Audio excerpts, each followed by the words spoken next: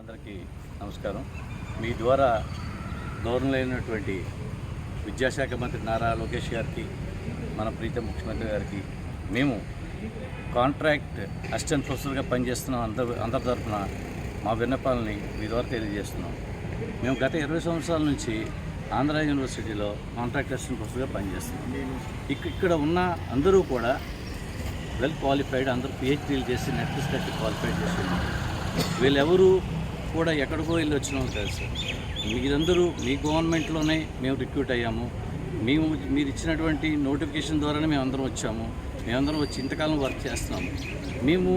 మీరందరూ చేస్తున్నట్టుగా మేము పనిచేస్తూ ఇంతకాలంలో సంవత్సరానికి అంటే డిస్టెన్స్ ఎడ్యుకేషన్ ద్వారా 18,000 మందిని, అలాగే రెగ్యులర్ ద్వారా సంవత్సరానికి 5,000 మందిని, అంటే నియర్ అబౌట్ 23,000 పీపుల్ని మేము బయటకు పంపిస్తున్నాం. స్టూడెంట్స్ ఇంత బాధ్యతతో వర్క్ చేస్తున్నాము.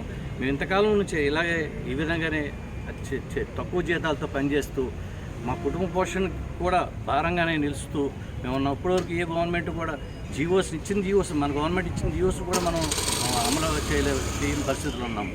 ఈ విధంగా ఉన్న ఈ పరిస్థితుల్లో కొత్త నోటిఫికేషన్ ద్వారా మీరు రిక్రూట్ చేయడం అనేది చాలా మంచి శుభసూచకం. కానీ దానికి ముందుగా మా అందరినీ రెగ్యులైజ్ చేసి, మా సర్వీస్ రెగ్యులైజ్ చేసి మమ్మల్ని ఒక ఉన్నత స్థానంలో నిలిపి తర్వాత మీరు రెగ్యులైజేషన్కి వెళ్ళాలని మీ ద్వారా మేము కోరుకుంటున్నాం. నమస్తే.